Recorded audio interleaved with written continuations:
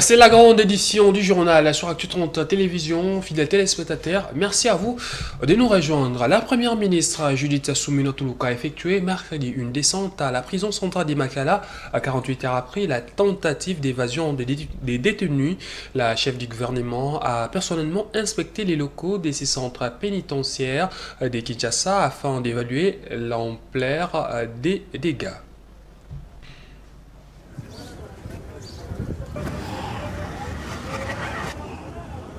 La prison centrale de Makala porte encore les vestiges des dégâts enregistrés lors de cette tentative d'évasion dans la nuit du 1er au 2 septembre dernier. Le bilan provisoire, 129 morts, une cinquantaine de blessés et de femmes violées. Après ces drames, cette structure pénitentiaire, la plus grande du pays, reprend peu à peu bonne image. Des travaux ça et là, la Société nationale d'électricité à pied d'œuvre pour s'assurer d'une bonne desserte et des camions-citernes ravitaillent en eau. La première ministre est descendue sur place en compagnie du vice-premier ministre de l'Intérieur et Sécurité, de la ministre des Droits humains ainsi que de vice-ministre de la Justice et de la Défense. Sur le lieu, Judith Suminwa a constaté des visuels et dégâts en passant par le pavillon 2, 3, 4, 9, les principaux théâtres des incidents. La chef du gouvernement a échangé avec plusieurs prisonniers et a réconforté les détenus victimes de viols lors de cette longue nuit. La première ministre a visité également la cuisine et les dépôts de réserves alimentaires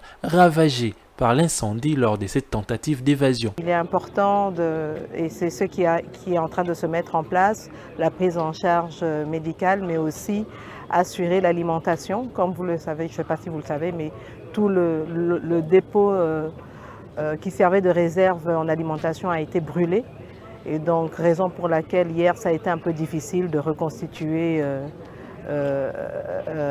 l'alimentation pour les prisonniers. Mais là, je viens de vérifier, ils ont déjà eu... la cuisine est en plein fonctionnement, donc aujourd'hui, depuis hier, en fait, ils ont eu de l'eau, du pain, mais évidemment, ce n'était pas assez. Mais aujourd'hui, ils pourront... Hier, ils ont eu aussi du riz, mais aujourd'hui, ils pourront manger correctement, convenablement. La cuisine est en train de fonctionner et c'était ça qui était important. Il faut noter que lors de ce passage, Judith Suminwa a aussi rassuré de la poursuite du processus de désengorgement de la prison centrale de Makala. La délégation de la mission onusienne pour la stabilisation en RDC, conduite par la représentante spéciale pour la protection et les opérations, a été reçue mercredi à l'hôtel du gouvernement par la première ministre Judith Suminwa.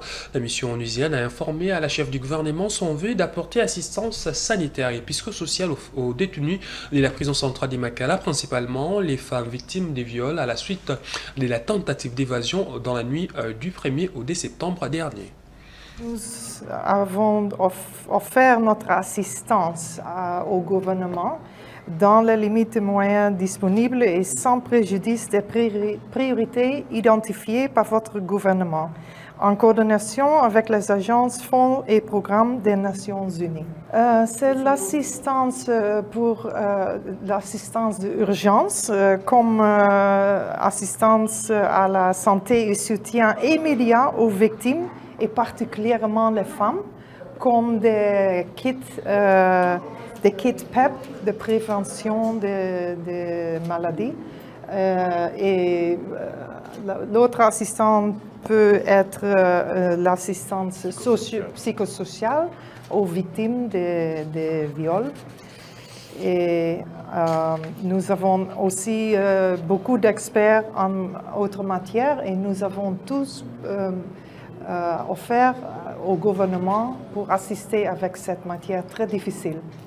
Elle était très appréciative de notre appui et ils vont nous donner les faits exacts, les besoins exacts après la réunion du comité d'urgence. Sachez que la SANCO, la conférence épiscopale nationale du Congo, a haussé les tons après ces carnages à la prison à centrale d'Imakala. Les évêques appellent à des poursuites judiciaires contre les auteurs des violations des droits humains. Je vous propose de suivre l'extrait du communiqué de la SANCO lu à mercredi par Monseigneur Donatien Choli.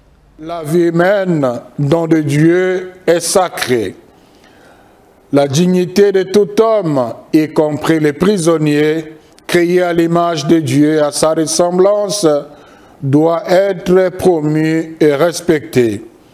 Nous exhortons la justice congolaise au respect des droits des justiciables et des procédures qui réglementent les arrestations. Ceci pourrait en plus participer au processus de désengorgement des prisons mené par le gouvernement et éviter des incarcérations clandestines. Nous invitons ainsi le gouvernement à honorer ses propres engagements, surtout pour ce qui est de la construction de nouvelles prisons. La CENCO invite en outre les instances judiciaires compétentes d'engager résolument des poursuites judiciaires à l'endroit des auteurs d'actes de ces violations des droits humains sur l'ensemble du territoire national et de les déférer devant leurs juges naturels. À Beijing, où il séjournait dans le cadre du Forum économique RDC-Chine sur les opportunités d'investissement, le ministre des Postes, Télécommunications et Numériques, Augustin Kiba-Samaliba, a procédé à la signature de 2 mémorandums d'attente avec 2 entreprises chinoises. Ces mémorandums portent sur la mise en place des systèmes de prévention des catastrophes naturelles, de surveillance des réseaux sociaux et de l'identité numérique en République démocratique du Congo. La cérémonie des signatures s'est déroulée à l'ambassade de la République démocratique du Congo à Pékin.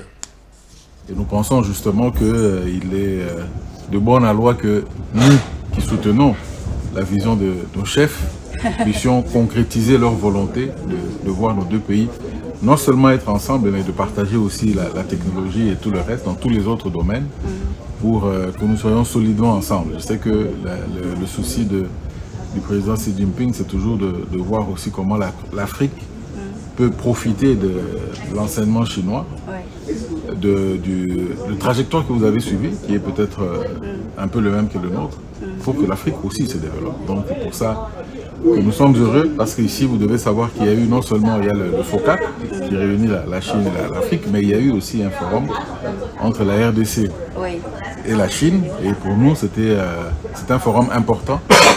On s'est dit qu'il ne doit pas s'arrêter à un forum, mais qu'il doit finalement accoucher vraiment des actions concrètes qui vont nous permettre à tous d'avoir un partenariat avantageux mutuellement.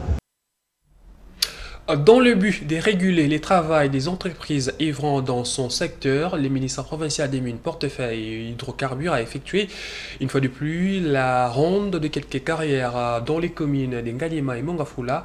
Sur place, plusieurs agents ont présenté au ministre Jackson Mpunga les difficultés rencontrées dans l'exercice de leur travail. Images et commentaires.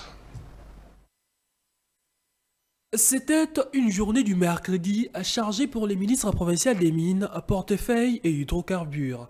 Poursuivant sa démarche d'évaluer les entreprises œuvrant dans son secteur, le ministre Jackson Mpunga a effectué une nouvelle descente dans les carrières situées dans les communes de Mongafula et Ngaliema. Avec son équipe, Jackson Mpunga a tour à tour inspecté le carrière des Lédia, Milvest, Secas, CDC, Sirikin, Carigrès. À travers cette nouvelle visite, le ministre des Mines voulait se rassurer du respect des normes de travail telles qu'exigées par la loi congolaise, mais aussi connaître les préoccupations de ces sociétés. Pendant les échanges avec les responsables de ces entreprises, le ministre Jackson Mpunga a recommandé entre autres le respect des cahiers des charges, l'installation des ponts bascules et la couverture des matériaux transportés. Cette visite était également l'occasion pour les agents de la carrière des Milves de présenter à ses membres du gouvernement Bumba leurs préoccupations. Ça l'a suivi pour un semaine parce que les pression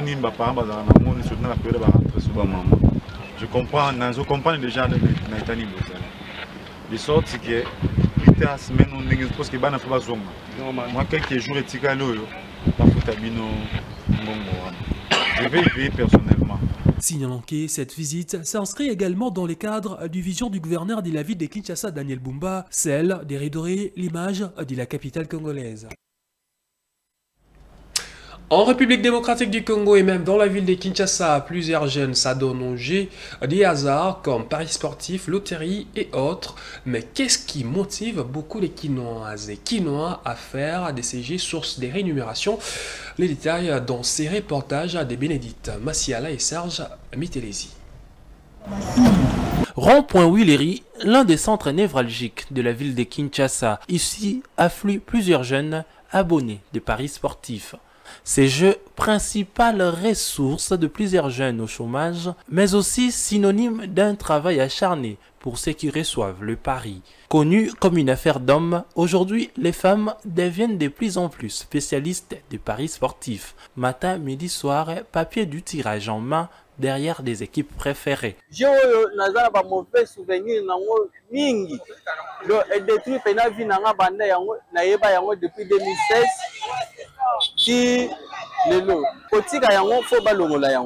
Par rapport à nous avons affaibli notre jeunesse. Pourquoi ils ont affaibli Bissot? Jeunesse, tout le lot a comme plus concentré à la place de se mettre notre cerveau en place pour l'habitude. Et voir arriver un moment où on attend à 500 francs. Au Tchèque, on y attend 500 000. Avantage. Faut dire que ces jeux de hasard permettent à ces jours au pays de maximiser des recettes. Le gouvernement a récemment imposé à ces sociétés de payer deux taxes, celle liée à l'autorisation d'exploitation et l'autre pour les gains des joueurs.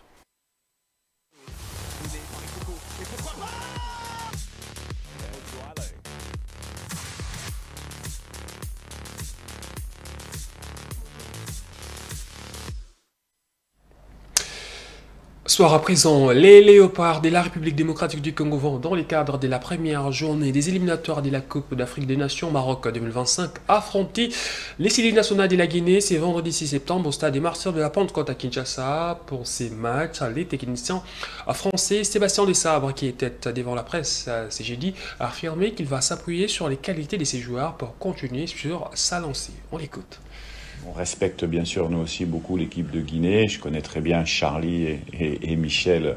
Et Michel et des joueurs à l'intérieur de la sélection que j'ai même pu entraîner dans mes différents clubs. Donc on connaît la qualité. La Guinée aujourd'hui c'est une très bonne équipe en Afrique avec de très bons joueurs au même titre que la RD Congo et demain ça va être un très bon match d'un bon niveau africain où on espère qu'on pourra donner un bon spectacle, les deux équipes au stade des Martyrs, aux supporters, à nos supporters. Après, les matchs, on les joue pas. Alors, craindre des équipes, non. Comme nous, on craint pas la Guinée, comme la Guinée ne craint pas la RD Congo. C'est les rapports de force qui vont s'installer demain. Chacun prépare son match de manière professionnelle, avec des idées, en fonction de ce qu'on a fait. Nous, on est dans la continuité de ce qu'on a fait. On a l'habitude de se concentrer beaucoup plus sur nous que sur l'adversaire, parce qu'on sait qu'on a des joueurs, si on est connecté et qu'on arrive à les faire bien jouer ensemble, on a des forces. On a des forces qui sont indéniables. Maintenant, voilà, chaque équipe qu'on a joué ici, elles nous ont donné du fil à retordre, que ce soit la Togo la dernière fois. Donc nous, on n'a pas de manque d'humilité, on connaît nos forces, mais en Afrique, on le voit hier, hein, il y a eu 4 matchs de CAN, de qualification à la CAN, il y a eu 3 matchs nuls, une victoire du Soudan par 1-0 contre Niger. C'est terminé, l'époque où tout le monde mettait des 4-0, des 5-0, c'est terminé. C'est ça qui est bien. C'est ça qui est bien. Donc c'est pour ça que le match de demain est intéressant pour les deux équipes. Et à 24 heures de ces matchs, les supporters congolais trouvent cette équipe de la Guinée jouable. Interrogés par nos reporters, ils s'attendent tous à une victoire écrasante de la RDC. Suivez. Pour cette rencontre prévue au stade des Martyrs de la Pentecôte, le public congolais dit rester confiant aux hommes des Sébastien Desabre et s'attend à une victoire écrasante face à la Guinée à Kinshasa. Ils espèrent reproduire la même performance de la Coupe d'Afrique des Nations. Bon, personnellement, pronostic pour moi, nous allons gagner le match. Et puis, pronostic, ça sera au moins 2-1. Ils sont capables parce que nous avons de meilleurs joueurs. Et puis, un bon entraîneur. Donc, en tout cas, la sélection, c'est vraiment bonne. par rapport aussi à l'effectif que nous avons actuellement et le travail acharné de notre entraîneur. Et je trouve que le Léopard est prêt pour affronter la Guinée et que nous préconisons une victoire écrasante par rapport à cela. À toi aussi, puis on a gagné. Mais là, on a des joueurs, nous avons trop sûreté. Nous avons net beau là nsoko. Et là, on a CP là, on a joueur na biso, en tout cas, on a une bonne équipe. Équipe où on a devant l'adversaire, en tout cas, on a une limite de repère des matchs. On a une limite de repère des matchs. Mais on a point. En cas d'une large victoire, c'est vendredi, les Léopards de la RDC prendront provisoirement la tête du groupe H pour ces éliminatoires de la CAN 2025 qui se jouera au Maroc. Fin de cette édition du journal, merci à vous de nous avoir suivis.